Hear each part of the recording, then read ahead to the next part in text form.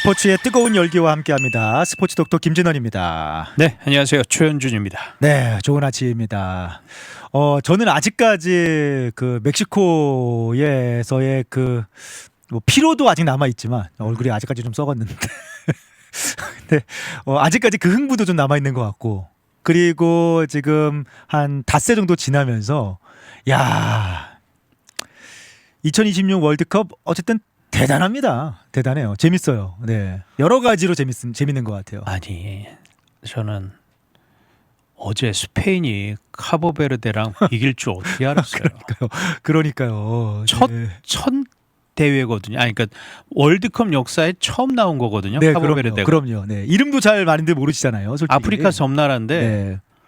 아니 사실 스페인 축구 전문가들이 다 우승 후보로 1순위죠.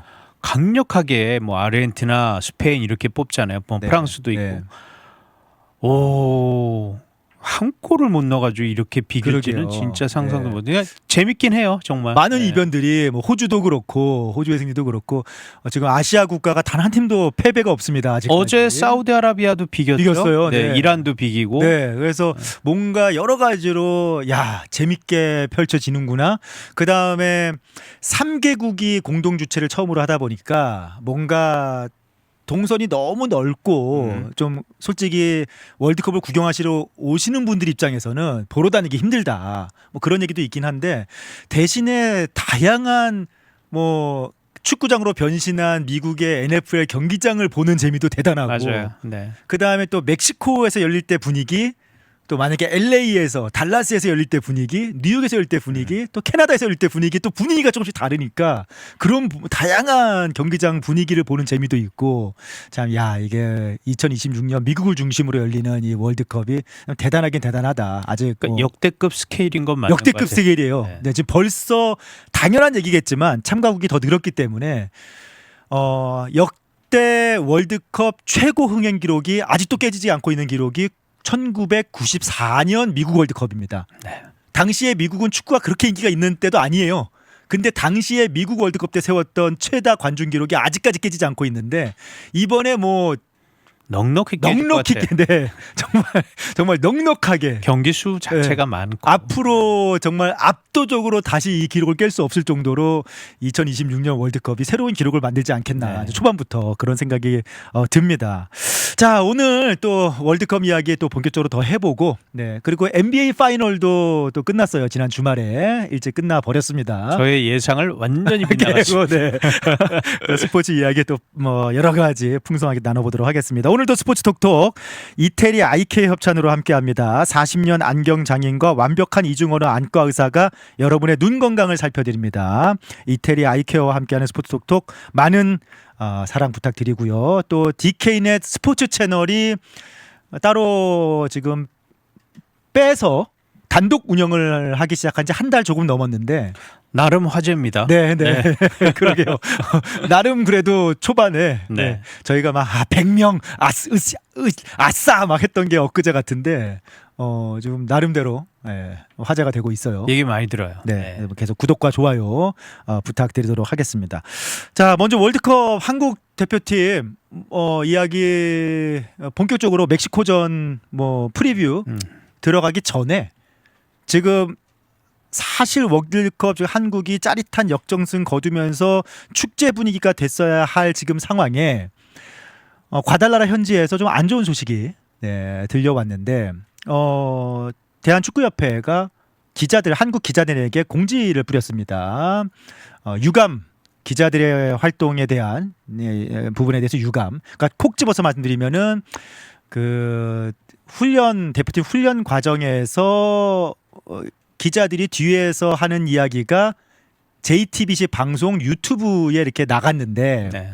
이제 그 발언 내용이 이제 문제가 됐어요. 손흥민 선수를 두고 군대도 안 갔다 온선 사람이 소대장 뛰듯이 뛴다. 뭐 이런 식으로 뭐 이제 내용을 벌써 다 공개가 됐으니까 뭐 그런 식으로 뒤에서 얘기한 것에 대한 유감. 그러면서 초유의 사태가 벌어졌는데 한국 기자단과 선수단의 접촉을 금지하겠다. 네, 그러니까 인터뷰를 앞으로 하지 않겠다. 라는 그런 공지가 내려졌어요. 이거 사실은 지금 월드컵 축제 분위기에 완전 찬물인 게 한국 기자들이 엄청나게 많이 가 있잖아요. 선수 인터뷰 하나, 물론 경기도 취재하지만 선수 인터뷰 따려고 많이 가 있는 거거든요. 그렇죠. 그리고 사실은 그 기자들이 인터뷰를 해서 보도되는 뉴스들을 또 많은 축구 팬들이 보고 듣잖아요. 읽고. 그러니까 공식 기자회견 외에는 지금 일단은 안 하겠다는 네, 건데. 한국 기자들과 접촉을 다 안 하겠다라고 공지가 내려졌습니다. 초유 사태가 벌어졌는데, 야, 이게 사실 이제 아직까지는 JTBC는 본인들 기자는 아니다라고 했고요. 그래서 특정되지 않았고, 그 다음에 기자 쪽에서는 아직 구체적인 행동은 없습니다. 뭐 대충 누군지는 알죠, 솔직히. 알겠죠. 네, 기자들은 다 아는데, 뭐 그렇다고 해서 기자들이 지금 상황에서 누구 기자예요라고 또 할 수는 없지 않습니까? 네, 그러니까 사실 모든 기자들이 다 피해를 입고 있는 거고, 예, 그리고 그 소식을 기다리고 있는 팬들도 피해를 입고 있는 거고, 좀 이런 상황이 발생을 했는데, 제가 볼 때는 그 해당 발언들을 한 기자들이 나서서 사과를 해야 되지 않나. 그렇게 하고 솔직히 네. 네. 이 상황까지 왔으면 그게 상황이 이렇게 됐고, 그리고 저는 축구협회가 조금 오버한다고 봅니다. 그런 면도 없잖아, 네, 그렇죠? 네. 그 지금 물론 기자의 그 발언이 저도 그 얘기 듣고 했는데 잘못됐죠. 네. 지금 큰 대회 지금 치르고 있는 선수고, 아니 뭐 군대를 뭐 뺀 것도 아니고 그렇죠. 정식으로 아시안 게임 금메달 따서 훈련 갔다 왔고, 네, 훈련 다 받고 4주간 그리고 국위선양 얼마나 했어요. 그 정식 합법적인 루트로 해서 명예학 면제를 받은 건데 그거 가지고 뭐라 그러고 소대장 뛰듯한다. 손흥민이 얼마나 열심히 뛰었어요. 그러니까요. 네. 그건 말도 안 되는 네. 얘기고, 그런 이제 본인이 사과를 하고 용기를 내서 그러게요. 이런 일 없도록 하겠다 하고, 당사자들이 나서서 사과해야 된다고 네. 봅니다. 네. 그리고 축구협회도 굳이 이렇게까지 일을 크게 만들어야 됐었나. 가뜩이나 지금 한국에서 예년 월드컵만큼, 물론 우리가 첫 경기 승리를 해서 조금 달궈지긴 했지만 월드컵 하는지도 모르는 사람들 많아. 의외로 있었어요. 네, 네. 이런 상황에서 지금 뭐 축구협회 이 회장, 감독 이런 문제로 얼마나 시끄러웠어요. 네. 본인들이 책임이거든요. 이렇게 관심 저조하게 했던 건. 그런 면에서는 이렇게 기자들의 입을 막는다? 이거는 그렇죠. 저는 좀 아닌 것 같아요. 활발하게 현지 소식들이 막 전해지고 네, 해야지 그럼요. 더 그럼요. 흥도 나죠. 네. 네. 근데 잠깐 저는 이제 이게 이 사태까지 온 게 저는 하나의 트리거가 더 있었다는 생각이 들어요. 왜냐하면은 이제 체코 경기 끝나고 믹스드 존에 제가 있었잖아요. 네. 제가 믹스드 존에 사실은 일찍 내려가가지고 제일 앞에 있었거든요. 그래가지고 현장에 있었기 때문에 제가 그 다음날 방송하면서 이례적으로 손흥민 선수가 웃는 얼굴이었지만 감사합니다, 수고하셨습니다 하고 믹스존에서 인터뷰를 안 하고 그냥 지나가 버렸다. 그래서 기자들이 굉장히 당황했다. 그 소식 전해드렸는데, 제가 이게 하나의 트리가 더 있다고 생각이 드는 게, 그때만 해도 손흥민 선수는 인터뷰를 그렇게 안 하고 지나갔지만 어쨌든 뭐 웃는 얼굴이었고 승리했으니까. 그리고 그래서 제 생각에는 손흥민 선수가 이제 본인이 찬스를 좀 많이 놓친 거에 대해서 좀 속상해서 인터뷰를 안 하고 지나갔나라고 생각이 들었었어요. 왜냐면은 그 선수 말고, 그러니까 FIFA에서 공식으로 기자회견할 수 있게 지정해 준 선수가 있고, 자유롭게 믹스존에서 선수들을 기자들이 불러서 인터뷰를 할 수가 있거든요. 네. 근데 그 이후에도 FIFA에서 지정한 선수는 황인범, 그다음에 오연규였습니다. 그 선수 둘은 FIFA에서 지정을 했기 때문에 인터뷰를 했어요. 근데 그 이후에 이제 믹스존 인터뷰는 손흥민은 그냥 안 하고 지나갔지만, 뭐 다른 선수들, 뭐 그 이강인 선수를 포함해서 뭐 오현규, 황인범, 뭐 다른 몇몇 선수들이 믹스존에 인터뷰를 했거든요. 그러니까 그때까지만 해도 제 생각에는 축구협회에서 미디어 접촉 금지라든지 인터뷰 금지 조치가 없었던 것 같아요. 네. 왜냐하면 다른 선수들은 믹스존에서 인터뷰를 했으니까. 그런데 그 이후에 한국에서 또 기사가 나가기를, 손흥민 선수가 뭐 이렇게 그 인터뷰를 믹스존에서 거부하고 지나간 것을 약간 비꼬는 투의 기사가 또 나왔습니다. 이제 거기서 이제 폭발을 한 게 아닌가, 축구협회도 또 한 번 그런 기사가 나오면서 폭발을 해서 아예 인터뷰 단절 금지 조치를 내려버린 게 아닌가, 그런 생각이 좀 들더라고요. 근데 이제 손흥민 선수가 사실 저는 개인적으로 움직임이 나빴다고 보지는 않거든요. 맞아요. 근데, 잘했죠. 네, 근데 충분히 잘했죠. 네. 피니시를 못 해준 거, 그게 이제 워낙 또 사람들이 손흥민에 대한 기대치가 높은 게 사실이고 네. 그동안 손흥민은 그걸 증명을 했고 보여줬던 선수니까 기대치가 많았는데 평소 같았으면 손흥민이 충분히 넣었을 한두 골이 다 골대를 빗나가서 네. 그로 인해서 안타까움이 났던 거지. 손흥민을 글쎄 뭐 비난한다거나 뭐 한물간 뭐 이런 평가도 있기는 하지만 저는 대부분의 사람들은 그래도 손흥민한테 기대하고 의지를 하거든요. 네.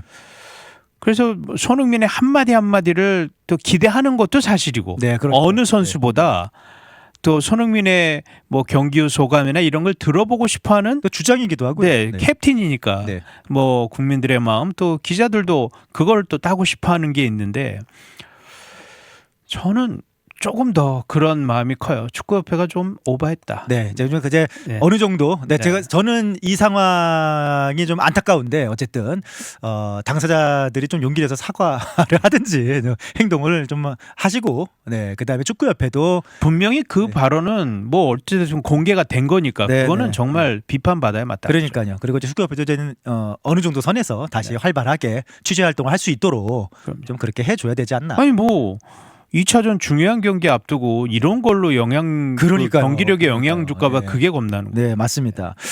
손흥민 선수 얘기를 보면은 이제 체코 감독이 경기 후에 손흥민 막느라고 힘을 너무 많이 뺐다. 네. 네, 그런 얘기도 하고 뭐 우리가 그게 다 인정하는 부분인데 반면에 많은 외신들이 평점은 6점대로 낮게 매기긴 했어요. 그 이유가 이제 엇갈린 평가가 나오는 이유 뭐 좀 방금도 얘기했습니다만. 네. 결국 스트라이커는 골로 얘기하는 건데 네. 아무리 뭐 수비수들을 많이 뛰게 하고 동료들한테 공간을 주고 찬스를 만들어주 그 부분은 축구 좀 이해하고 아는 사람들 눈에는 보이잖아요. 네, 그렇죠. 근데 사실은 어찌됐든 골로 그게 이제 스트라이커의 숙명인 건데 또 기회도 많이 왔으니까. 그렇죠. 사실. 네. 평소 같으면 사실 넣을만한 골 특히 네. 저는 김민재가 인터셉트에서 하프라인에서 스루패스 해주고 그거는 저는 그때 사실은 손흥민 선수가 옆으로 왼쪽으로 네. 치고 가는 것까지는 좋았는데, 그렇죠. 저는 그거는 들어갈 거라고 확신했었는데 근데 본인이 얼마나 안타까워합니까? 그럼 맞습니다. 네. 진짜 막 울라고 할 정도로 너무 속상해하고 자책하는 모습. 저는 사실 그런 모습이 그렇게 나빠 보이지 네. 않았거든요. 네. 그럼 본인이 얼마나 진짜 제일 속상하고 그렇게 하려고 하는 모습이 좋아서 저는 그러니까 응원 저는 마음속으로 해요 더. 사실 근데 손흥민 선수 입장에서는 본인에게 온 찬스를 골로 연결시키지 못하고 좀 일찍 오연규로 교체된 이후에 좀 속상했을 텐데 근데 거기서 역전을 하고 난 다음에 정말 아이같이 막 좋아하더라고요. 네. 펄쩍펄쩍 뛰면서. 네. 그리고 오현규도 입장에서 사실 지난 월드컵 때 등번호도 없었잖아요. 그렇죠. 네. 훈련 파트너였죠. 예비 선수였고 그리고 막 어떻게 보면 좀 독을 품고 좀 열이 많이 났던 상태인데도 어찌됐든 그 짧은 시간에 네. 보여줬잖아요. 네. 스트라이커는 골로 증명하는 네. 거니까. 그게 좀 아쉽긴 했어요. 네, 그렇죠. 네. 자, 하지만 한국 체코전 정말 지금 다시 한번 생각해봐도 대단했던 게 뭐 지금 황인범 특히 이강인은 외신에서 난립니다. 황인범의 재발견. 이강인은 원래 이런 선수였고. 근데 이강인도 원래 이런 선수가 맞는데 PSG에서 하도 못 뛰니까 그러니까 플레이를 못 한다는 게 아니라 출전 시간이 없다 출전을 너무 안 주니까 시간을 충분히 그러니까 안 주는 건 아니죠. 충분히 로테이션 자원으로 많이 나오긴 하지만 우리가 생각할 때는 정말 중요한 경기. 네, 주전이어야 될 것 네. 같은데. 네. 근데 그렇지 못하니까. 아니 뭐 팀 옮겨야 돼요. 그래서 제 생각에는 이번 월드 끝나면은 저는 체코전 이상으로 남은 경기에서 이강인이 더 빛날 거라고 보거든요. 네. 특히 내일 모레 멕시코전은 이강인의 날이지 않을까. 네. 그래서 이강인 선수도 아마 본인이 좀 중용될 수 있는 좋은 팀으로 이적을 할 것 같고 황인범 선수도 사실 물론 페이로는 좋은 팀입니다.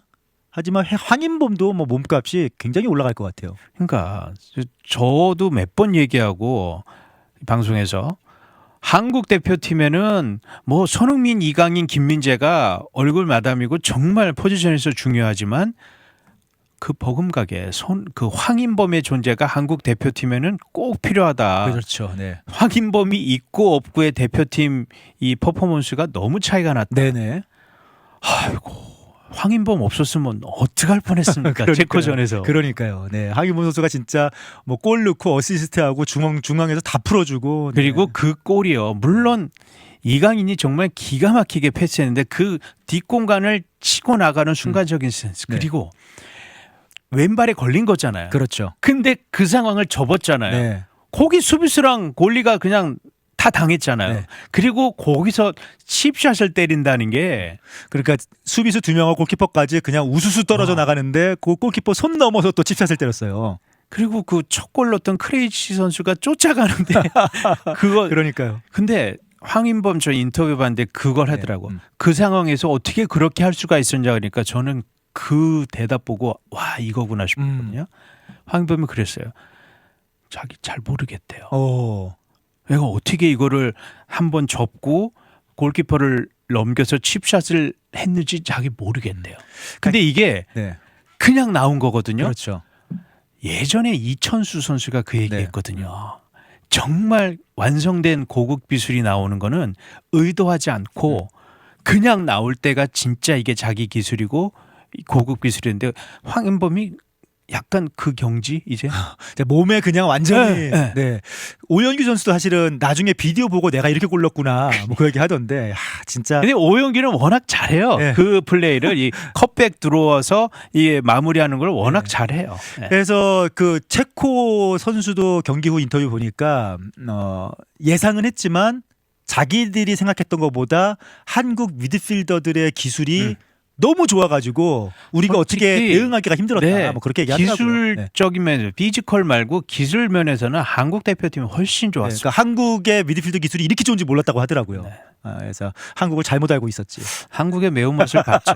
멕시코도 아마 한국의 매운맛을 볼 거예요. 자, 물론, 그런데 네. 이제 멕시코 얘기하셨는데 체코랑 멕시코는 또 다른 팀입니다. 네. 이 팀 전술 성격이 완전히 다른 팀입니다. 완전히 다릅니다. 체코는 오히려 한국하고 아주 비슷한 팀이에요. 그러니까 네. 예전에 체코는 한국하고 비슷한 팀이 아니었어요. 아니, 예전에 멕시코는 한국하고 비슷한 쌀이 아니었죠. 예전에 멕시코는 조금 더 개인의 화려한 발재간이라든지 기술을 이용하는 그런 팀이었는데 최근에 멕시코는 한국하고 굉장히 비슷한 팀이 됐어요. 전술도 비슷하고 맞아요. 공격 패턴도 비슷하고 경기하는 방식이라든지 뭐 빠르게 뛰고 압박하고 역습하고 왼쪽으로 공격을 몰고 가서 오른쪽에 공간을 만들고 뭐 그런 것까지 굉장히 한국하고 비슷한 팀이 되어서 어떻게 보면은 비슷한 팀들끼리의 정말 또 비슷한 수준의 팀들끼리의 맞대결, 대충돌이 일어나게 되는데 우리가 또 미국에서 평가전 했을 때도 네. 이대로 비겼는데 그 경기도 뭐 어느 팀이 앞섰다 하기가 뭐할 정도로 맞아요, 굉장히 맞아요. 비슷했잖아요. 네, 아주 실력. 좋은 경기, 아주 정말 멋진 평가전이 펼쳐졌었죠. 그래서 내일 모레 경기도 굉장한 저 접전과 네. 또 이런 멋진 경기가 펼쳐져서 기대가 되고 있는데, 멕시코 같은 경우에 그 변수가 발생을 했죠. 네, 지금 센터백 멕시코의 김민재라고 할 수 있는 몬테 선수가 퇴장으로 이번 경기에 나오지 못합니다. 그것도 남아공이 진짜 뭐 엄청나게 터프한 플레이를 해서 두 명이 퇴장당한 상태였어요. 이미 사실은 그러면은 이 선수가 경험이 없는 선수도 아닌데 그럼요, 몬테스 그럼요. 선수가 어떻게 보면 수비의 핵이거든요. 핵이죠. 쓸데없는 파울이었어요. 네. 그 해서는 안 될 파울인데 한국 팀은 완전 땡큐죠. 그러니까요. 왜 경기 이미 남아공 추가 두 명이나 시간에, 예. 퇴장당했고 예. 경기 끝나기 직전에 왜 불필요한 파울을 해가지고 정말 보네드 플레이인데 네. 한국 팀에는 완전 땡큐. 그러니까요. 네. 한국은 참 그러고 보면 이번에 왜 이렇게 운이 참 많이 오는지 어쨌든 수비의 핵 한마디로 그냥 쉽게 멕시코의 김민재가 네. 못 나옵니다. 못 나옵니다 한국전에. 근데 문제는 뭐냐면은 멕시코가 사실은 처음 선수 선발할 때부터 그 말이 많았는데 중앙 수비수를 충분하게 안 뽑았어요. 자 그리고 대체할 선수가 없죠 지금 사실은. 근데 네. 이 선수가 센터백 자원이 아니에요. 사실은 아니죠. 알바레즈가 나왔기 때문에. 네. 뭐 수미 아니면 풀백에 많이 하던 선수고 전형적인 센터백이 아니에요. 네.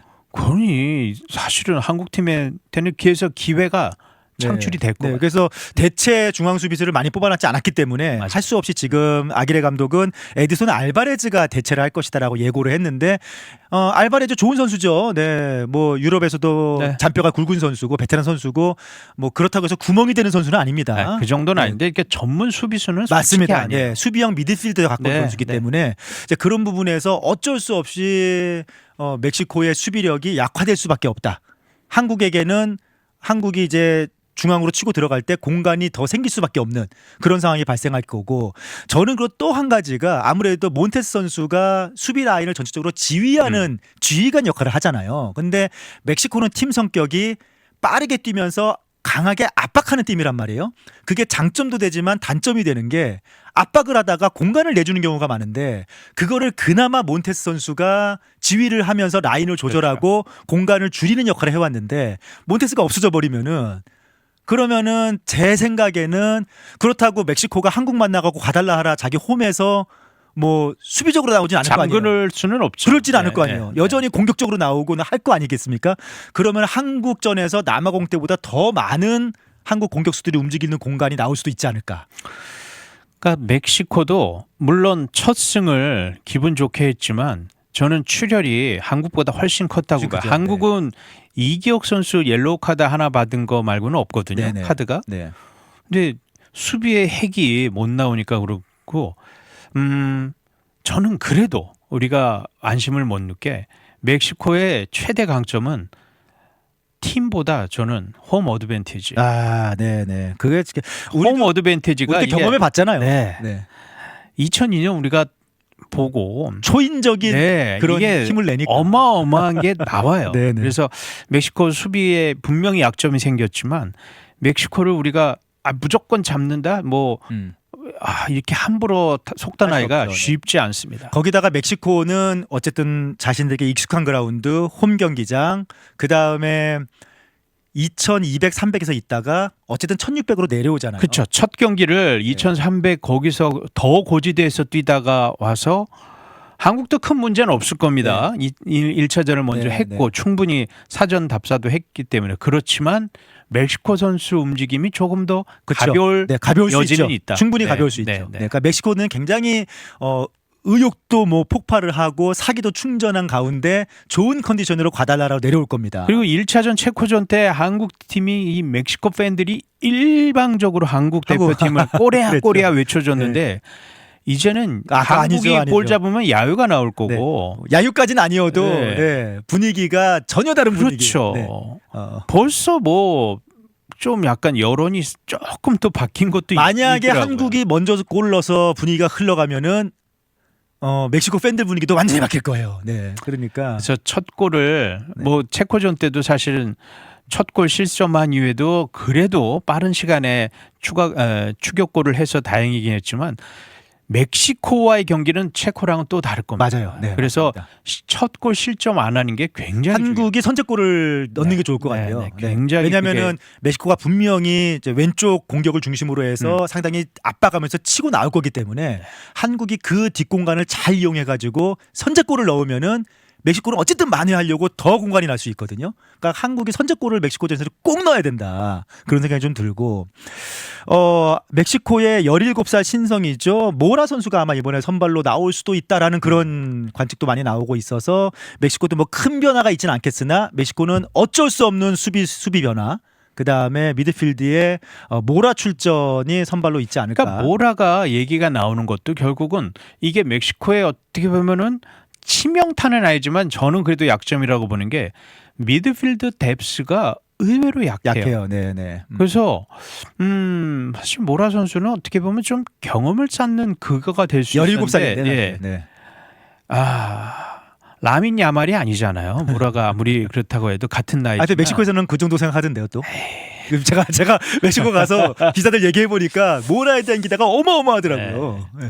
근데 확실히 미드필드 뎁스가 약해요. 네. 그래서 저는 한국이 체코전에 보여줬던 이 한국 팀의 미드필드의 이런 경기력을 보면 미드필드 진에서 밀리지 않을 수 있다. 네. 이 중원 싸움에서 그럼요. 네. 중원 싸움에서 충분히 우리가 네.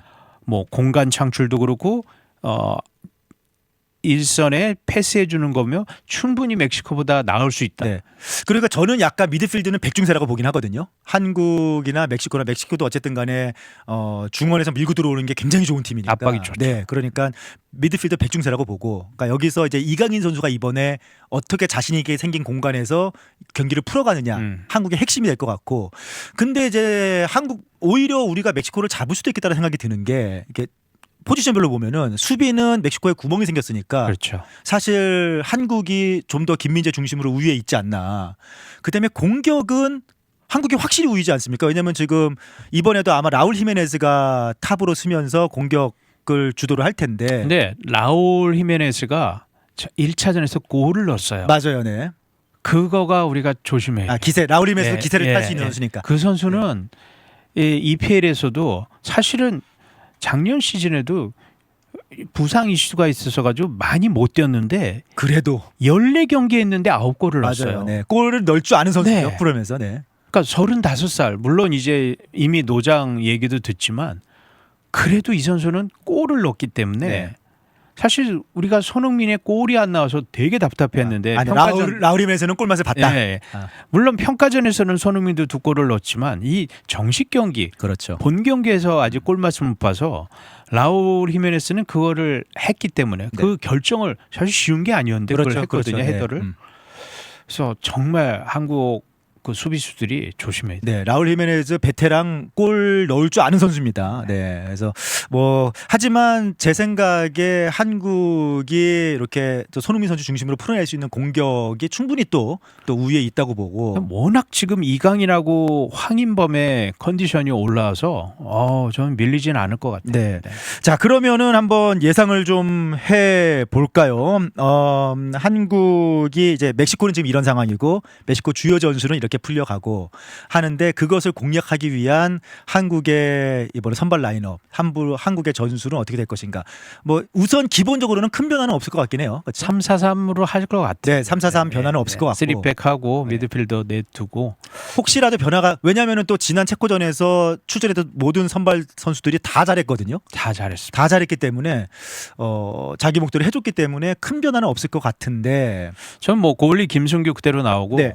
수비수 일단 가운데에 김민재하고 네. 이한범하고 이기혁 그대로 나올 것 그대로 같습니다. 스리백 나올 것 같고. 그래서 네. 사실 김태현 선수가 조별리그는 못 나오는 걸로 확정이 된 걸로 알아요. 지금 뭐 회복하고 있다고 네. 해요. 아직 훈련 참석은 못 하고. 네, 조별리그에는 못 나올 것 같고. 네. 그러면은 뭐 이기혁 당연히 써야죠. 근데 이기혁도 나와서 뭐 이기혁에게 기대했던 바를 충분히 보여줬어요. 네. 근데 이제 카드 안 받게 또 네. 이기혁 선수는 그 부분도 생각을 해야 됩니다. 네네. 네, 카드 받으면 한 경기 또 못 나오니까. 네.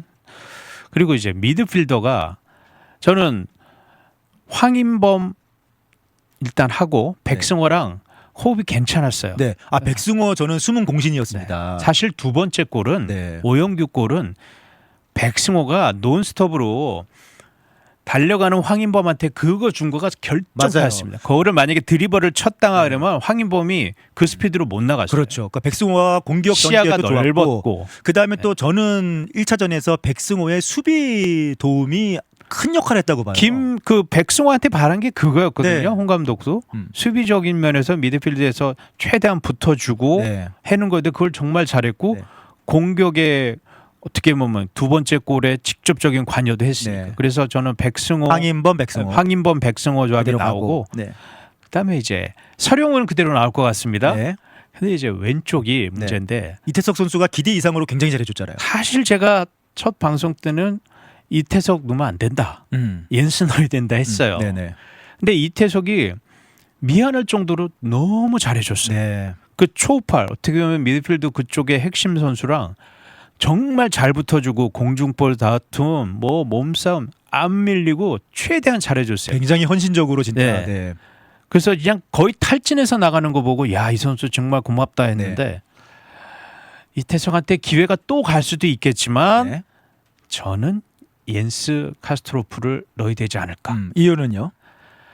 체코전하고 조금 다를 것 같아요. 네. 포메이션도 그렇고 네. 이 체코의 이 사이드 쪽을 이태석 선수도 물론 좋은 선수긴 하지만 옌스처럼 폭발적으로 이렇게 저돌적으로 공격에 가담하진 못하거든요. 네. 저는 그래서 그 답답함을 풀어줄 선수는 옌스를 해야 되지 않나. 그리고 평가전에서도 좋았거든요. 네, 맞아요. 마지막 평가전 되게 네. 좋았죠. 네. 그래서 그거를 할 수 있는 풀백이 이태석보다는 저는 옌스다. 있어도 낫지 않을까. 네. 네, 공격진은 어떻게 보면 공격진은 저는 이 부분에 대해서는 조금 완전히 다를 것 같아요. 이강인은 당연히 나오고 네. 저는 오현규랑 손흥민을 같이 쓰지 않을까. 아, 그럼 오영규 탑으로 가고 1차전 이재성 자리에 손흥민이 내려와서 그러니까 왼쪽 네, 윙이 윙어로 되겠죠. 네. 그렇게 되지 않을까. 저는 그렇게 네. 제가 만약에 라인업을 짠다 그러면 그럴 것 같습니다. 네, 저도 뭐 비슷하긴 한데 다른 건 다 비슷하고 저도 이제 옌스가 나오는 게 어떨까라는 생각이 드는 게 그 옌스가 뛰는 자리가 멕시코 주 공격의 반대쪽이잖아요. 그렇죠. 그러니까 이기혁 옌스가 뛰는 맞아요. 자리가 멕시코의 주 공격 루트의 반대쪽이란 말이죠. 그러니까 이제 서령우랑 이한범이 우선은 잘 막아줘야 되고 수비를 그쪽에 오른쪽은 정말 더 잘해줘야 잘해주고. 되고 그러니까 왼쪽에서 기회가 나을 수밖에 없어요. 맞아요. 네. 그리고 박진섭이 그 백승호가 수비 지원을 잘해줘야 되고 그러면은 왼쪽은 우리 한국 왼쪽은 분명히 기회가 나니까 거기에서 옌스가 치고 들어가주고 그러면 수비가 끌려갈 수밖에 없잖아요. 거기에서 이기혁이 이강인에게 줄 수 있는 그런 기회가 공간이 많이 생기지 않겠는가. 그리고 저는 이번 경기야말로 손흥민 선수에게 엄청나게 기회가 올 수 있지 않을까. 그런 면에서 왜냐하면은 체코랑 다르게 체코는 어쨌든 선수비하고 역습하는 팀인데 그럼 손흥민을 1차전처럼 탑으로 넣을 것 같아요. 네, 네. 아, 왜냐면은 이재성 나오고. 네. 왜냐면 체코보다 멕시코전에서 손흥민한테 기회가 결정적으로 더 많이 올 수 있는 게 멕시코는 선수비하는 팀이 아니고 압박하고 공격하다가 공간을 내주는 팀이기 때문에 만약에 왼쪽에서 난 공간에서 이강인 쪽으로 넘어가고 또는 옌스 이재성 해가지고 공간이 났을 때 손흥민 선수에게 엄청난 공간들이 나오지 않겠는가. 그러니까 손흥민한테 한 번 더 선발이란 거는 저랑 네. 김진원 앵커가 같지만 포지션이 손톱. 저는 네. 스트라이커로 멕시코 전이야말로 오케이. 손흥민을 톱으로 써야 되지 않는가. 뭐 네. 네, 수긍은 갑니다. 네. 그렇지만 저는 오형규랑 그것도 참 손흥민하고 재밌을 것 같죠. 같이 넣는 거를 더 저는 네. 더 선호하고. 네, 네. 네. 자, 어찌 그러면은 이재성이 나오나요? 이재성 나오고 그러면 네, 똑같이. 오현규를 또 오현규를 후반의 벤치로. 조커로. 네, 네. 그리고 저는 이제 오현규, 조규성 같은 경우를 멕시코전까지 이겨놓고 2승을 해놓고 남아공전에서 좀 남아공도 약간 체구가 좀 왜소한 편이니까 좀 오영규, 조규성 같은 선수가 좀 나와가지고 남아공을 요리해 볼 수 있지 않을까. 그리고 오히려 손흥민이나 뭐 좀 주전수 좀 휴식을 취한다는 자 월드컵 3차전에서 휴식을 취할 수 있다. 이거 참 말도 안 되는 상상이긴 한데. 자, 한국 대표팀이요. 네. 이번 4강에 갔던 2002년도 2차전을 못 이겼어요. 맞아요. 미국한테. 2차 월드컵 히스토리에서 한국 대표팀이 2차전을 이긴 적이 없습니다. 네. 사무 7패인가 그래요. 네. 그래서 과연. 이번 그 징크스 아닌 징크스를 꼭 깨줬으면 좋겠어요. 네. 그래서 승점 3점을 따서 조기에 확정을 해놓으면 얼마나 좋을까. 사실은 뭐 조 1위로 가냐 조 2위를 가냐 뭐 얘기도 많아요. 저는 환경적인 부분에서는 조 2위가 더 나을 수 있다. 저는 그렇게 항상 주장을 해오긴 했는데 그래도 조 2위 가고 싶어가지고 멕시코한테 질 수는 없잖아요. 그리고 이 B조 경기 다 봤거든요. 네. 다 해볼 만합니다. 그러니까요. 이 네 팀 다 네. 그 스위스를 조금 그래도 제일 강팀으로 봤는데 네. 못 이겼어요. 그러니까요. 그래서 조 카타르를 2위로 못 가면 이겼어요. 사실은 B조 2위를 만나니까. 카타르를 못 네. 이겼어요. 비겼는데 지지는 않았지만. 그래서 저는 1, 2위 이거 생각 말고 네. 하긴 무조건 사실은 그렇죠. 네. 이기자. 맞아요. 네. 그러니까 뭐 이겨야 한다. 조 2위로 가면은 뭐 미국으로 가고 네, 뭐 LA B조 가니까. 2위 만나고 뭐 이제 그런 거 다 생각하지 말고 네. 무조건 이겨야죠. 우선은 이겨야 경기 자체는 무조건 이겨야죠. 그래서 멕시코 아니 어제 스페인 봐요. 그럼 뭐 비겼잖아요. 맞- 괜히 이겨야 돼요. 3차전까지 조마조마하고 싶지 네, 안 않고 돼요, 안 돼요. 네, 그냥 무조건 이겨놓고 이 제발 이 지긋지긋한 경우의 수 이런 거 정말 이번 월드컵은 생각하기 물론 이제 싫어요. 1차전을 이겼기 때문에 32강은 거의 무조건 네. 가긴 해요. 근데 이제 그래도 목요일 날 멕시코전까지 완전하게 이겨놓고 진짜 월드컵 역사상 한국이 3차전에서 로테이션을 돌리면서 여유 있게 조별 예선 3승을 거두고 그리고 한번 토너먼트에 진출하는 위대한 역사를 아, 만들어 정말 야, 대한민국 축구 역사에 이런 거를 한 획을 긋는 거죠. 그렇죠. 조별 예선 전승. 네. 와. 마지막 스코어 예상하고 오늘 NBA 얘기 못 하네요. 아이고. 네. 그렇군요. 너무 이기기를 원해요. 네. 근데 저는 멕시코 팀의 가장 큰 강점이 이제 홈 어드밴티지라 그랬잖아요. 그렇죠. 네. 그거를 정말 이게 무시를 못할 것 같아요. 음. 정말 이기길 원하지만 저는 2대2. 2대2 동점. 점수가 꽤 많이 나네요. 2대2 동점. 2대2. 네. 현실적일 수 있죠. 냉정하고 그렇죠. 저는 생각보다 멕시코가 한국을 이겨야 된다는 홈에서 한국 이겨야 된다는 그런 부담이 커서 공간을 많이 내줄 것 같아요. 한국에게. 그리고 한국이 그 공간을 잘 공략할 수 있을 거라고 봅니다. 그러니까 멕시코는 부담이 큰 팀이기 때문에 오히려 공간이 많이 날 것 같고 그 공간을 요리를 하면서 2대1로 한국이 승리할 수 있을 거라고 봅니다. 부디 제 예상이 틀리길. 네. 예, 김준원 앵커의 예상이 맞기를 네, 간절히 바랍니다. 네. 자, 멕시코 과달라라가 있는 할리스코주는 목요일에 전주 모든 학교 휴교령을 내렸답니다. 그 정도예요 지금 멕시코는. 열기가 너무 뜨거운데 한국이 한번 월드컵 역사상 없었던 그런 기록을 만들어 보기를 기대를 해 봅니다. 네. 선수단하고 기자단 분위기도 좀 빨리 풀렸으면 좋겠네요. 그러게요. 네. 자, 오늘도 또 스포츠 토크 여기까지 함께 했습니다. 꼼꼼한 눈 검사, 안과 종합 검진, 최신 유행 안경테와 선글라스, 눈에 관한 모든 것 이태리 아이케어 협찬으로 함께 했습니다. 네, 오늘도 또 스포츠 톡톡 최현정 기자 수고하셨습니다. 네, 고맙습니다.